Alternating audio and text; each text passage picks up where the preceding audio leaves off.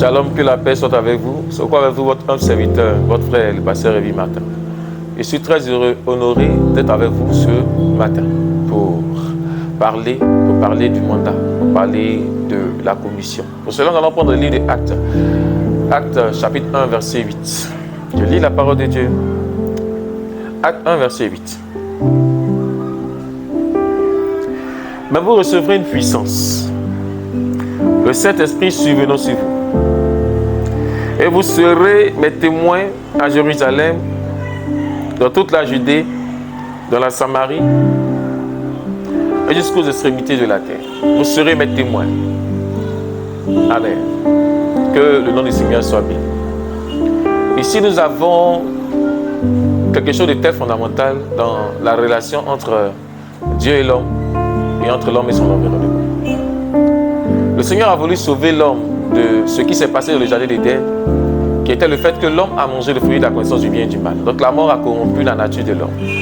Et c'est cette nature corrompue qui le conduit vers la mort, qui le conduit vers l'échec, qui le conduit vers l'individuation, qui le conduit vers la vie selon l'Antichrist, selon l'opposé de loin, l'opposé du Christ, qui est en nous et qui est manifesté dans notre environnement au travers des ténèbres.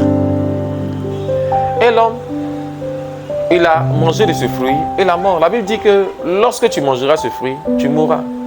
C'est ce que la Bible dit dans le livre de Genèse 3. Quand tu mangeras ce fruit, tu mourras. Donc c'est cette mort qui a été arrêtée au travers de la vie par le Saint-Esprit. Ici, nous avons Acte 1, verset 8, qui nous parle de vous recevez une puissance sur vous, vous serez mes témoins. Témoins pourquoi? Témoins pour attester, témoins pour rendre compte, témoins pour être intermédiaire, témoin aussi pour être celui par qui l'on atteste de la véracité d'un fait, de la véracité d'une histoire, de la véracité des choses qui se sont passées, ou celui par qui l'on retrouve quelqu'un dont on a parlé, donc celui qui est sa représentation. Donc le Seigneur Jésus-Christ, par sa grâce, permet que nous soyons sa représentation, ou nous soyons des copies conformes à lui-même. Parce que par le Saint-Esprit, par la naissance en Christ, et par la volonté de Dieu, nous sommes devenus enfants de Dieu, lesquels ayant sa nature acquise en Christ par le Saint-Esprit. Alors le Seigneur a dit que là nous serons assis, vous le serez aussi.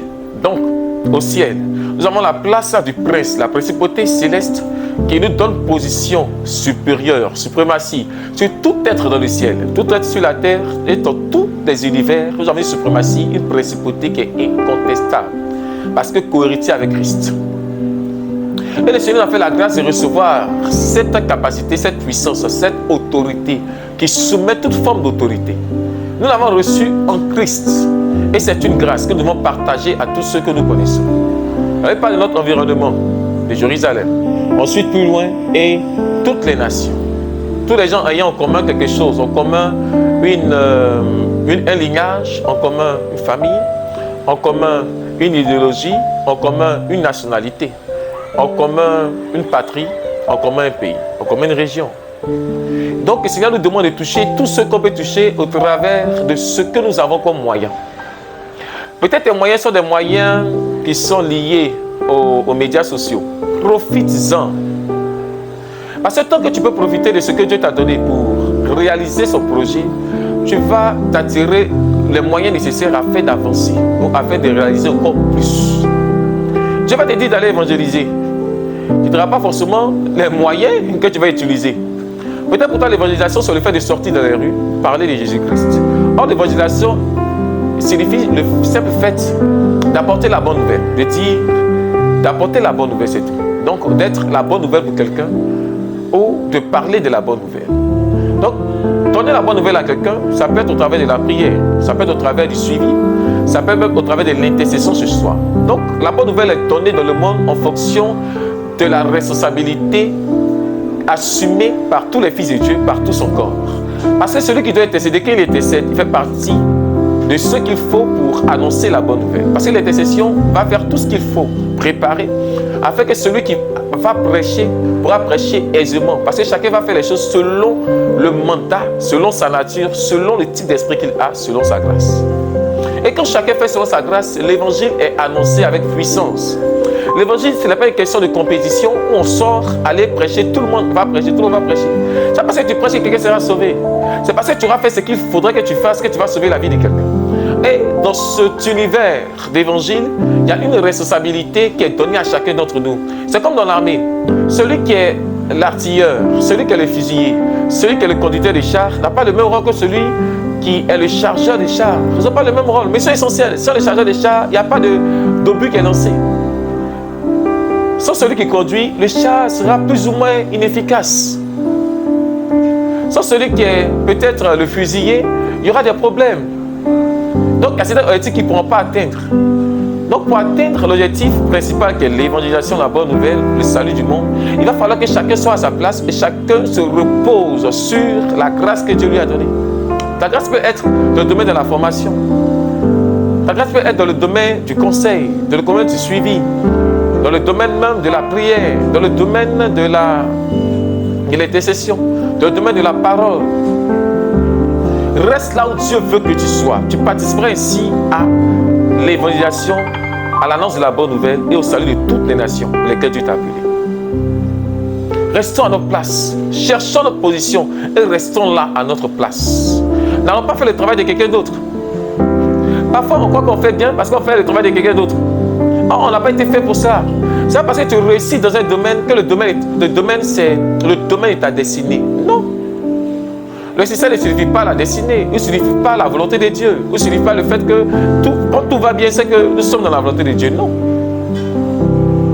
Tu peux avoir de la compétence, tu peux avoir une certaine grâce et de la compétence. Et avoir aussi les mesures nécessaires afin de réussir dans un domaine. Ça ne signifie pas que Dieu est dedans. Ça ne signifie pas que Dieu est dedans. Il y a des hommes de Dieu qui, après 10 ans de ministère, se sont rendus compte qu'ils n'étaient pas dans la volonté de Dieu dès le départ. Et il y a beaucoup de choses comme ça. Cherchons la volonté de Dieu pour soi. Cherche ce que Dieu attend de toi que tu fasses. Peut-être le Seigneur veut que tu sois un homme politique. On a eu des hommes comme Néhémie, qui étaient des grands hommes politiques qui ont changé les choses. Ton appel sera peut-être dans la politique, pour le changement des nations, le changement des statuts, le changement même de la société, le changement de notre environnement, le changement même, changement des mœurs. Peut-être Dieu t'appelle afin d'apporter un grand changement dans la société africaine ou de ton pays.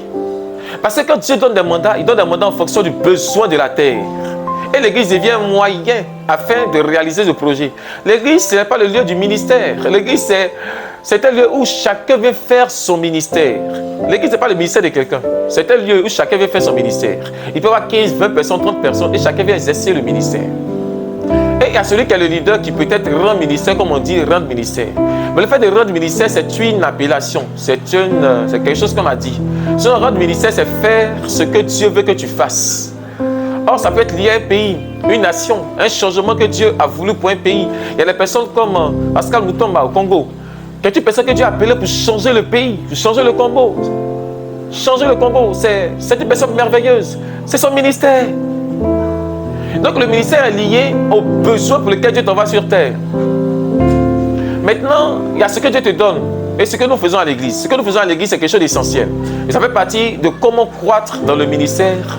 C'est le lieu de la formation, le lieu de la manifestation, le lieu de la préparation, afin que la terre pour laquelle Dieu nous envoie puisse être la plus impactée possible. Jésus-Christ a fait le ministère, il a prêché à l'église. Mais son ministère, c'est de mourir à la croix. Ce n'est pas de dormir à l'église. Alors, faisons la révélation, prophétisons, bâtissons notre vie, soyons des modèles dans notre société.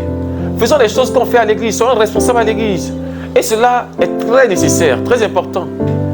Mais ne voyons pas le ministère comme étant quelque chose qui nous lie seulement à notre condition écuménique et la famille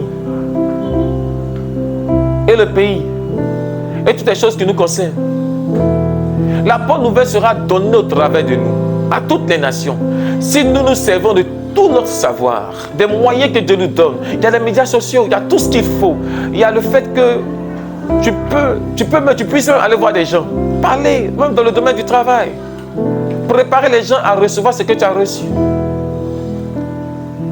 C'est le moment de la bonne nouvelle, de propager la bonne nouvelle partout où nous sommes. Nous sommes des chances pour ce monde, afin que le monde soit équilibré, puisse atteindre la paix.